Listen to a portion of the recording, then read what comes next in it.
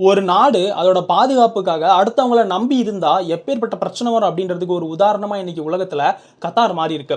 கத்தார்ல அமெரிக்காவினுடைய அல் உதெய்த் ஏர்பேஸ் இருக்கிறதுனாலயே அவங்களுக்கான ஒரு பாதுகாப்பு இன்சூரன்ஸ் பாலிசி மாதிரி நினைச்சுக்கிட்டாங்க. இதனால அவங்க ராணுவத்தை பலப்படுத்தாம அமெரிக்கன் ஏர்பேஸை பலப்படுத்துறதுக்கு நிறைய ரூபாயை செலவு பண்ணாங்க. முக்கியமா அமெரிக்க ராணுவத்தை வளர்த்தாங்க அப்படின்னு தான் சொல்லணும்.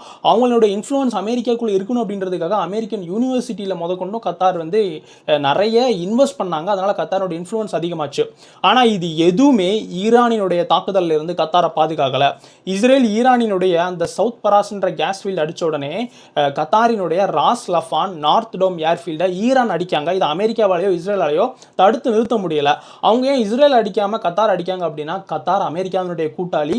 அமெரிக்காவினுடைய ஏர்பேஸை கத்தாரில் வச்சிருக்காங்க. அந்த ஏர்பேஸ் ஈரானுக்கு மிகப்பெரிய தொல்லையா இருந்தது.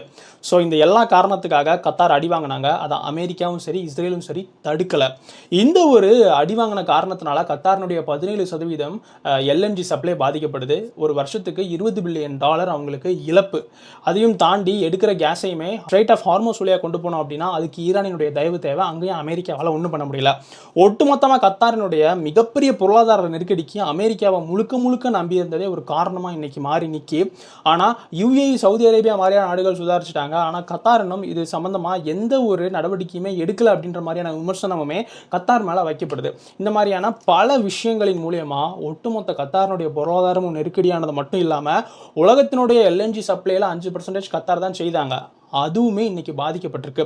கத்தார் மாதிரியான உலகத்தினுடைய பொருளாதார உயிர் நாடிக்கு சப்ளை பண்ணக்கூடிய நாடுகள் அவங்களுடைய இராணுவத்தை பலப்படுத்தாமல் இருந்தால் அவங்களும் பாதிப்படைஞ்சு உலகமும் பாதிப்படைகிறதுக்கு எப்பேற்பட்ட ஒரு வழிவகுக்கும் அப்படின்றத கத்தாரை ஒரு எக்ஸாம்பிளாக வச்சு இன்னைக்கு நிறைய பேர் பாலிடிக்ஸ் படிக்கிறாங்க. இது சம்பந்தமான உங்கள் கருத்துக்களை கமெண்ட்டில் சொல்லுங்கள். நம்ம மோக தமிழ் சேனலை சப்ஸ்கிரைப் பண்ண பார்க்குறவங்க சப்ஸ்கிரைப் பண்ணிக்கிடுங்க. ஜெய் ஹிந்த்.